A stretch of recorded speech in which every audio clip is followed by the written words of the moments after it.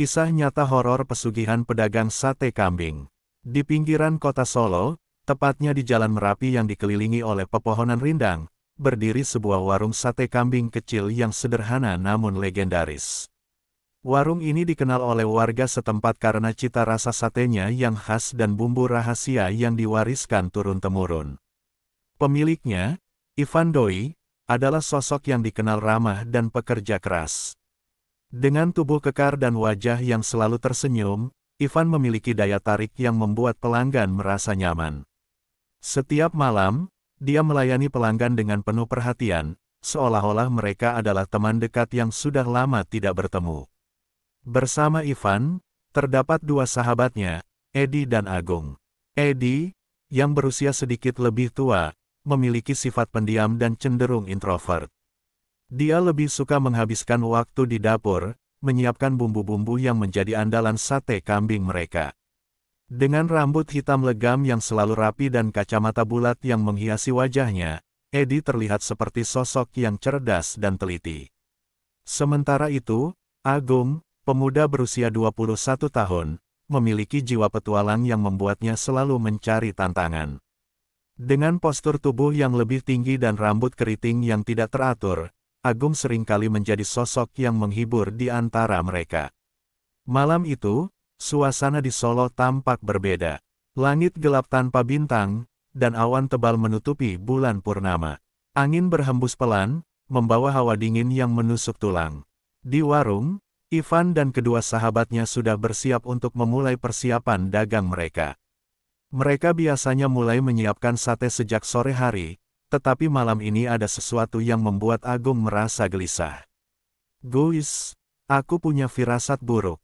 Malam ini terasa aneh," ujar Agung sambil menatap langit yang gelap.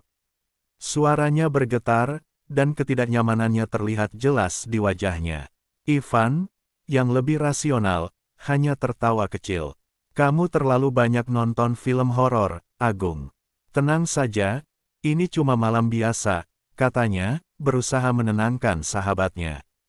Namun Agung tidak bisa mengabaikan perasaan itu, jiwanya merasa ada sesuatu yang mengintai, sesuatu yang tidak bisa dijelaskan dengan logika. Mereka tiba di warung sekitar pukul 5 sore, dan suasana tampak seperti biasa. Beberapa pedagang lain di sekitar warung mereka juga mulai bersiap, menyusun dagangan dan menyambut pelanggan. Namun, ada sesuatu yang terasa berbeda. Udara terasa lebih berat, seakan-akan warung itu sedang menahan napas. Edi, yang sedang mempersiapkan bumbu, merasakan hal yang sama. "Ada yang aneh malam ini, iya. Rasanya seperti ada yang mengawasi," ujarnya sambil melirik ke sekeliling. Ivan mengabaikan komentar Edi, lebih fokus pada persiapan dagangan. "Ayo, kita fokus menyiapkan sate. Pelanggan pasti sudah menunggu," ungkapnya dengan semangat. Mereka mulai membagi tugas, Ivan mengurus bahan-bahan, Edi menyiapkan bumbu, dan Agung, meski enggan, ditugaskan untuk memanggang sate. Dengan menghela napas, Agung menerima tugas itu, tetapi bayang-bayang ketakutan masih menghantuinya. Selama proses persiapan, Agung berusaha menyingkirkan rasa gelisahnya. Namun, saat dia mempersiapkan panggangan, dia merasakan hawa dingin yang menusuk. Dia berusaha meyakinkan dirinya bahwa semua ini hanya imajinasinya. Namun, saat dia melihat ke arah warung, dia merasakan tatapan dari seorang pelanggan tua yang duduk di pojok. Pelanggan itu tampak tidak bergerak, seolah-olah menunggu sesuatu yang tidak jelas. Di saat yang sama, Ivan mulai melayani pelanggan yang datang, dengan senyum lebar yang selalu menghiasi wajahnya. Namun, saat dia menghampiri pelanggan tua itu, dia merasa ada yang aneh. "Pak, mau pesan apa?" tanyanya. Pelanggan itu tidak menanggapi. Ivan mengira pelanggan itu tidak mendengar, tetapi saat dia berusaha lebih dekat, dia merasakan getaran aneh di udara. Pelanggan tua itu menatapnya dengan mata yang kosong, seolah menembus jiwanya. Ivan merasa tidak nyaman dan kembali ke dapur. Di sana, keanehan mulai terjadi. Tiba-tiba, dia mendengar jeritan perempuan dari kejauhan. Jeritan itu singkat, tetapi cukup membuat bulu kuduknya berdiri. Dia mencoba meyakinkan diri bahwa itu hanya imajinasinya, tetapi saat dia melihat tusuk sate yang baru saja dia susun, semuanya berantakan kembali seolah-olah ada yang sengaja mengacaukannya. Ketegangan semakin meningkat saat Agung pergi ke belakang warung untuk mengambil kayu bakar. Begitu dia masuk, dia merasakan penurunan suhu yang drastis. Udara terasa lembab, dan bau khas sate yang biasanya harum berubah menjadi bau besi seperti darah. Di sudut gelap, dia melihat sesuatu yang membuat jantungnya berhenti berdetak, sesosok pocong tergeletak, terbungkus kain kafan. Agung berteriak ketakutan dan berlari ke dalam warung, menjerit meminta bantuan. Saat mereka berkumpul kembali, suasana di dalam warung berubah mencekam. Ketiga sahabat itu saling menatap, merasakan bahwa malam itu membawa sesuatu yang lebih dari sekadar dagangan. Dalam kegelapan malam, mereka tidak tahu bahwa petualangan mereka akan membawa mereka jauh lebih dalam ke dalam dunia yang tidak mereka pahami. Malam semakin larut, dan suasana di dalam warung sate kambing semakin mencekam. Agung, yang masih terpengaruh oleh penemuan mengerikan di belakang warung, duduk di pojok, tangannya bergetar. Ivan dan Edi merasakan kekhawatiran yang sama, tetapi mereka berusaha menyembunyikannya di balik senyuman yang dipaksakan. Pelanggan yang hadir malam itu mulai menyadari ketegangan di antara ketiga sahabat ini. Beberapa dari mereka saling berbisik, bertanya-tanya tentang keanehan yang menyelimuti warung. Ivan, yang mencoba mengalihkan perhatian, berkata, "Ayo, kita fokus pada pekerjaan. Pelanggan sudah menunggu sate kita." Namun, suaranya terasa canggung, dan senyumnya tidak secerah biasanya. Edi, meskipun pendiam, merasakan ketidaknyamanan yang sama. "Mungkin kita harus tutup lebih awal malam ini," usulnya, tetapi Ivan menolak, merasa bahwa mereka tidak bisa kehilangan pelanggan yang sudah ada. Ketika malam semakin larut, pelanggan yang datang pun semakin sedikit. Suasana yang seharusnya ramai dan ceria berubah menjadi sunyi dan mencekam. Agung, yang masih diliputi rasa takut, berusaha untuk mengalihkan pikirannya dengan bekerja lebih keras memanggang sate. Dia mengambil tusuk sate yang baru dan mulai mengolah daging kambing, tetapi pikirannya terus melayang kepada sosok pocong yang dia temui. Apa yang sebenarnya terjadi di belakang warung? Pikirnya dalam hati. Sementara itu, Ivan melayani pelanggan yang tersisa dengan segenap tenaga. Dia mencoba bersikap seolah-olah semuanya baik-baik saja, tetapi saat matanya bertemu dengan pelanggan tua yang sama, serasa ada sesuatu yang meresap ke dalam jiwanya. Pelanggan tua itu menatapnya tajam, seolah mengingatkan Ivan akan sesuatu yang lebih besar dari sekadar dagangan. "Kau harus berhati-hati, nak," suara pelanggan itu serak, tetapi penuh makna. "Tempat ini menyimpan banyak rahasia." Kata-kata itu membuat jantung Ivan berdegup kencang. Dia merasa ada yang tidak beres, dan perasaan itu semakin memburuk ketika Agung tiba-tiba pingsan di dekat panggangan. Jeritan Agung menggema di dalam warung, dan Ivan segera berlari ke arah sahabatnya. "Agung, apa yang terjadi?" tanyanya cemas. Agung terkulai lemas, wajahnya pucat seolah kehilangan nyawa. Edi berlari menyusul, dan mereka berdua berusaha membangunkan Agung, tetapi semua usaha tampak sia-sia.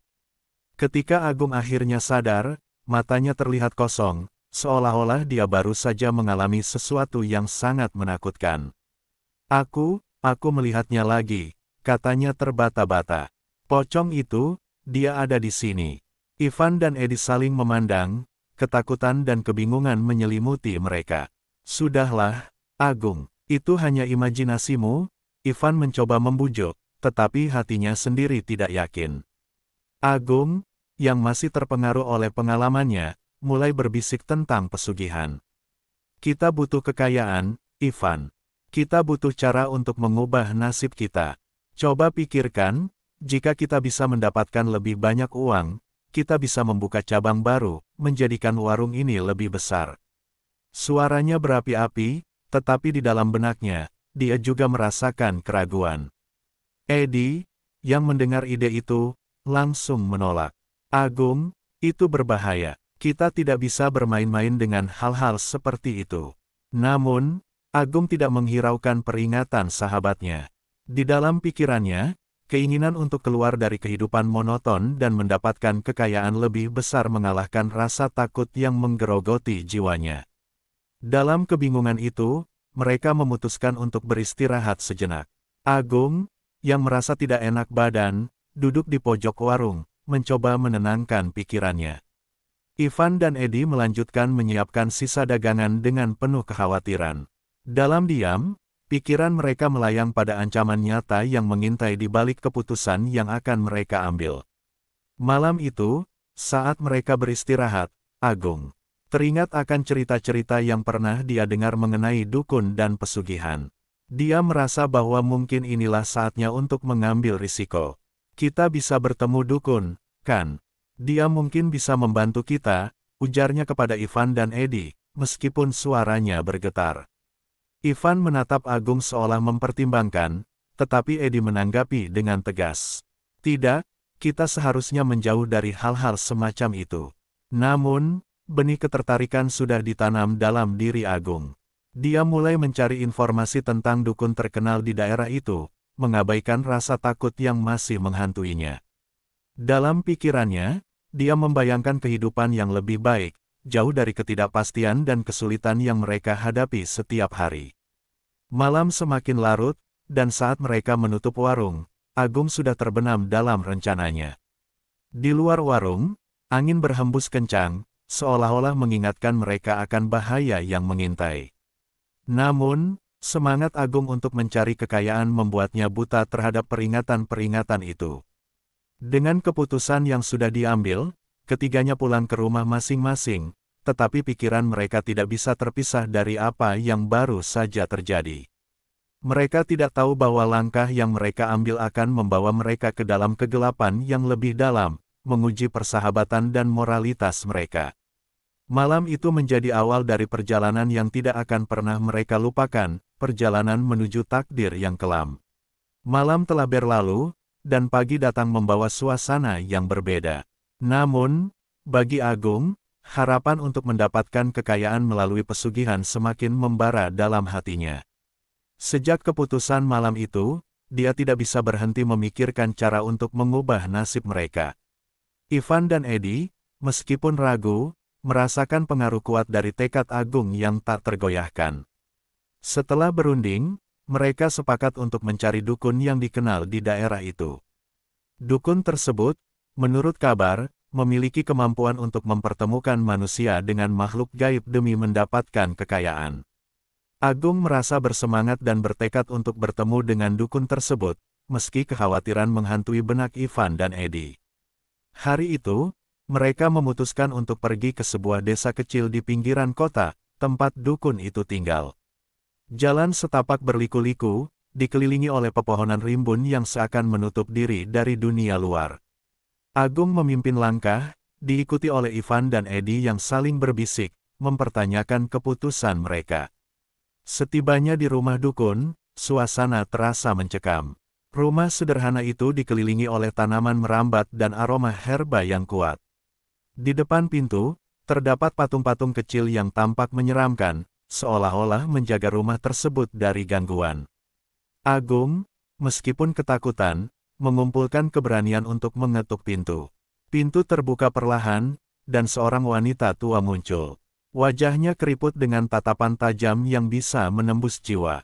"Apa yang kalian cari?" tanyanya dengan suara serak. Agung, yang sudah menyiapkan kata-kata, menjelaskan niatnya untuk mencari kekayaan demi masa depan yang lebih baik. Wanita tua itu mendengarkan dengan seksama, tetapi senyumnya tidak menunjukkan kepastian. "Demi kekayaan, ada harga yang harus dibayar," ujarnya sambil menyentuh gelang-gelang di tangannya. "Kau harus siap menerima konsekuensinya." Ivan dan Eddie saling menatap, merasakan ketegangan yang semakin meningkat. Namun, Agung, yang terpesona oleh janji-janji manis, mengangguk penuh semangat. Setelah berbincang, dukun itu mengarahkan mereka ke tempat ritual. Ruangan itu dipenuhi lilin, dupa, dan simbol-simbol gaib yang membuat suasana semakin menegangkan. Di tengah ruangan, terdapat meja kayu yang dihiasi dengan berbagai sesaji, buah-buahan, beras, dan bunga. Inilah tempat di mana kita akan melakukan ritual untuk memanggil kekuatan gaib, kata dukun sambil mempersiapkan alat-alatnya. Dukun mulai mengucapkan mantra, suara rendah dan bergetar memenuhi ruangan. Agung, yang berdiri di depan, merasakan getaran kuat mengalir di sekelilingnya.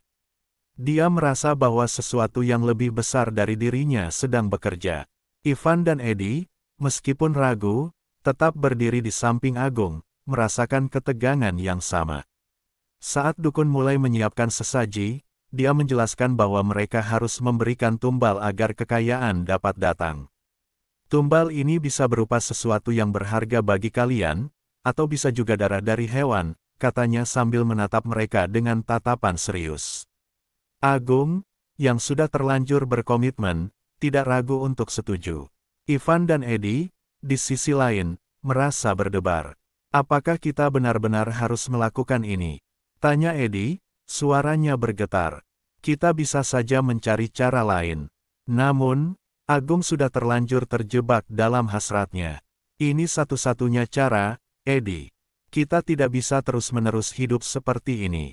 Serunya penuh semangat. Ivan merasa terjepit di antara dua sahabatnya, tetapi dia juga merasakan dorongan kuat dari Agung. Ritual dimulai. Dukun mengatur posisi mereka dan meminta mereka untuk berdoa. Saat mereka berdoa, Agung merasa ada sesuatu yang bergerak di dalam dirinya, sebuah keinginan yang kuat untuk segera sukses. Dukun mulai mengeluarkan sesuatu dari tasnya, sebuah pisau kecil yang berkilau.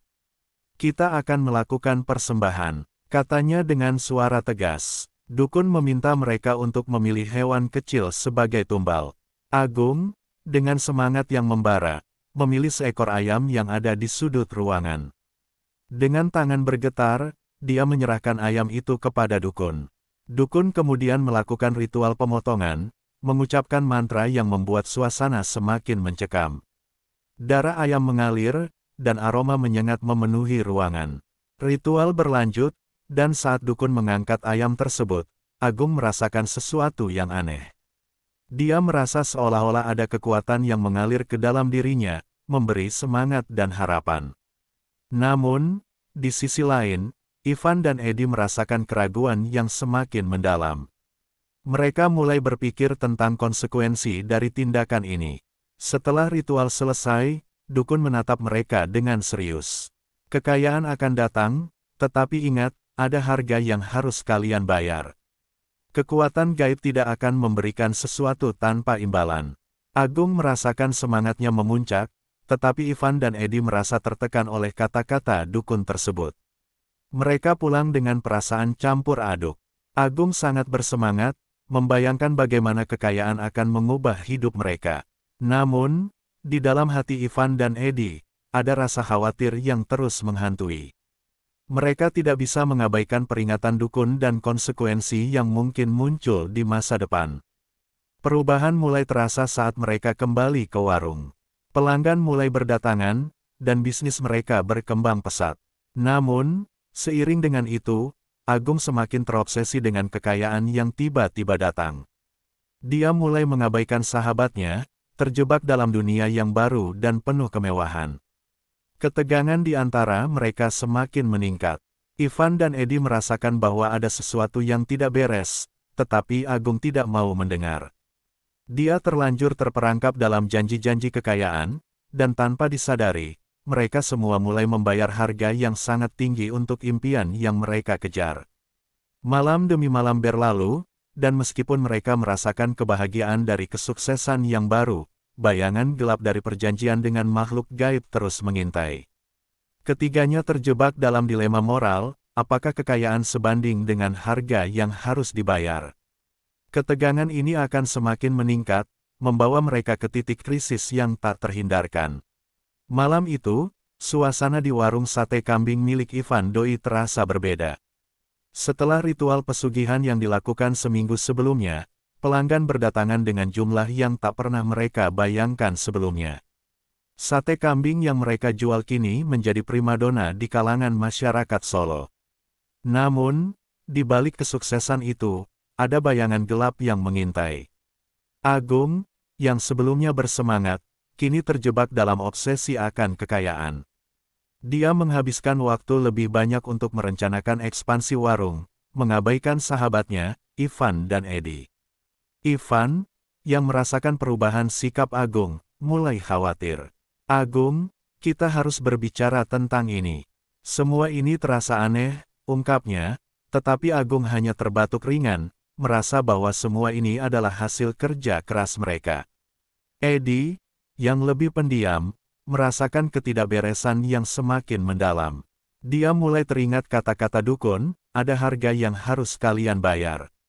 Setiap malam, saat mereka menutup warung, Eddie merasakan ketegangan yang meningkat, sebuah perasaan bahwa mereka telah melanggar batas yang seharusnya tidak dilanggar. Suatu malam, saat Ivan dan Eddie sedang membersihkan warung, Agung datang dengan wajah berseri-seri. Kalian tidak akan percaya, kita baru saja mendapatkan kontrak untuk memasok sate ke restoran besar di pusat kota. Serunya dengan penuh semangat. Ivan dan Eddie terkejut, tetapi ada sesuatu yang membuat mereka ragu. Agung, kita harus mempertimbangkan ini. Mungkin kita harus berhenti sejenak dan berpikir. Eddie mencoba menahan semangat Agung, tetapi Agung tidak mau mendengar. Kita tidak bisa menyia-nyiakan kesempatan ini. Seminggu berlalu, dan kesuksesan semakin bertambah. Namun, di tengah kebahagiaan itu, hal-hal aneh mulai terjadi. Ivan mulai bermimpi buruk, mimpi tentang sosok pocong yang menghantuinya, memanggil namanya dengan suara mengerikan. Eddie juga merasakan hal yang sama, dia terbangun di tengah malam, merasakan kehadiran yang tidak bisa dia jelaskan.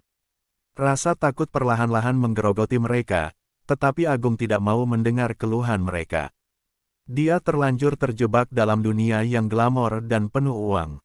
Suatu malam, saat Ivan dan Eddie sedang membersihkan dapur, mereka mendengar suara jeritan dari luar.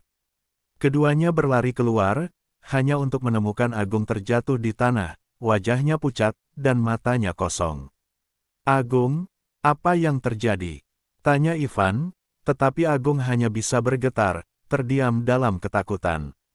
Dia datang untuk mengambilku, ujarnya, suaranya bergetar penuh ketakutan. Ivan dan Eddie saling berpandangan, ketakutan melanda hati mereka. Mereka membawa Agung ke dalam warung, berusaha menenangkannya. Kita harus pergi ke dukun, Eddie akhirnya berkata. Kita harus mencari cara untuk menghentikan ini. Namun, Agung menolak. Tidak, kita tidak bisa mundur sekarang. Kita sudah terlalu dalam, katanya, suaranya penuh penolakan. Malam itu, ketiganya terjebak dalam suasana mencekam. Agung berusaha menenangkan diri, tetapi bayangan pocong terus menghantuinya. Di dalam pikirannya, terbayang semua kesuksesan yang telah mereka raih, tetapi di sisi lain, dia juga merasakan panggilan gaib yang tidak bisa dia hindari. Suara itu semakin menguat, seolah-olah mengingatkannya akan tumbal yang telah dia berikan. Ketegangan mencapai puncaknya ketika mereka memutuskan untuk kembali ke dukun.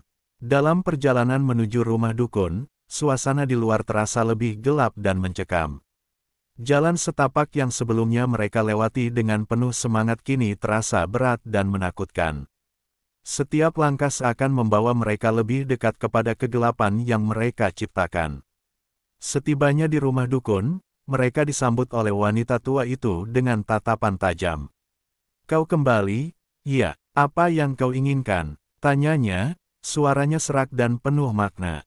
Agung, dengan napas yang tertahan, menjelaskan apa yang terjadi.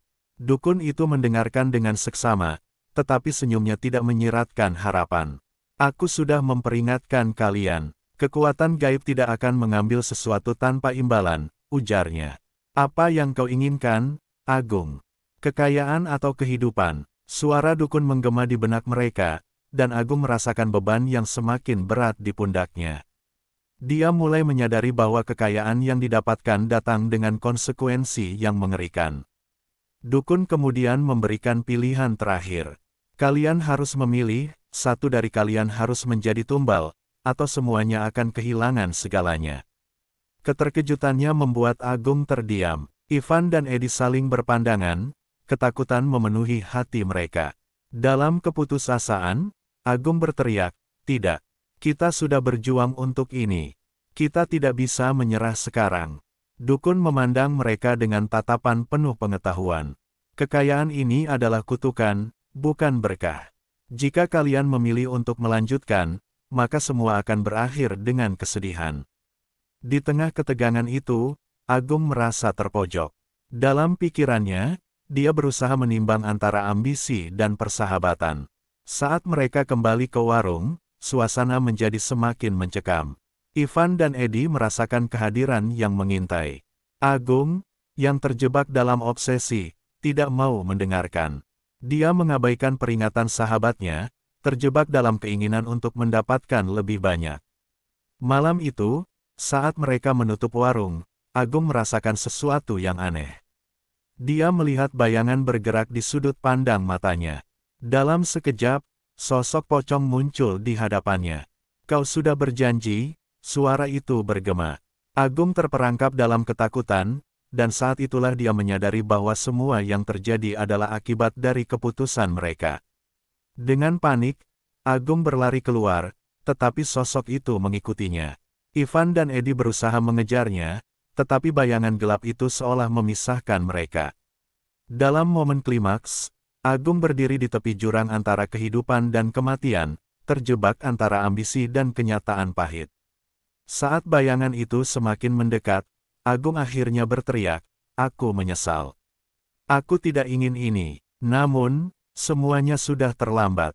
Dalam sekejap, sosok itu menghilang, dan Agung mendapati dirinya sendirian, dikelilingi oleh kegelapan yang mencekam. Ivan dan Edi, yang terpisah, terbangun di pagi hari dengan kesedihan yang mendalam. Mereka menemukan warung mereka kosong, dan Agung tidak ada di manapun. Kesedihan dan penyesalan menyelimuti mereka. Mereka sadar bahwa kekayaan yang mereka dapatkan tidak ada artinya tanpa sahabat yang hilang. Kehidupan mereka berubah selamanya. Ivan dan Edi terperangkap dalam kesedihan, merindukan sosok Agung yang tidak akan pernah kembali. Mereka kehilangan segalanya, termasuk moralitas mereka. Dalam kegelapan malam, mereka menyadari bahwa tidak ada jalan pintas menuju kekayaan yang tanpa konsekuensi. Cerita ini berakhir dengan kesedihan yang mendalam, mengingatkan kita bahwa tidak ada kekayaan yang sebanding dengan harga yang harus dibayar. Semua rahasia dan kebenaran terungkap, dan hikmah yang dapat diambil adalah bahwa jalan menuju kekayaan tidak selalu membawa kebahagiaan.